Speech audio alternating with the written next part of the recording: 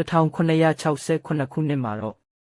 အားတာနေတဲ့မြန်မာဘုရင်စင်ဖြူရှင်ဟာထိုင်းကိုစစ်ထိုးခဲ့တယ်။အယူဓာမြို့ကိုဝင်ရောက်တဲ့အချိန်မှာသူ့စစ်သားတွေကမီးရှို့ဖျက်ဆီးနက်ပြည်လိုမြို့ကိုမိနစ်ပိုင်းအတွင်းမဲတင်လိုက်ကြတယ်။လူထောင်ပေါင်းများစွာကိုဖမ်းပြီးမြန်မာပြည်ပြန်ရောက်လာတယ်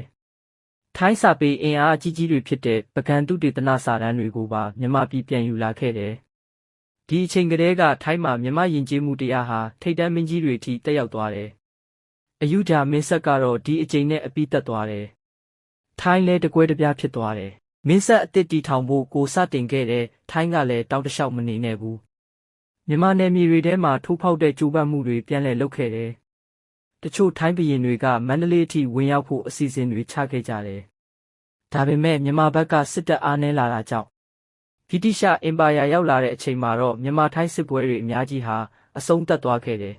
။သတိထားကြည့်လိုက်ပါ။ထိုင်းနိုင်ငံအတွင်းမှာမြန်မာရဲ့အင်အားကြီးဆုံးသမိုင်းဇာတ်ကြောင်းတွေနဲ့ပတ်သက်တဲ့အထိမ်းအမှတ်တွေရှိနေစေပါ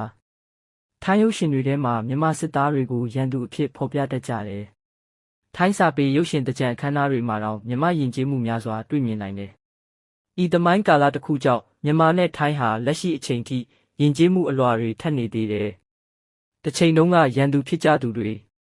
ယနေ့မှခင်မင်လာကြတာကတော့သမိုင်းရဲ့အံ့ဩစရာမှုပါပဲ။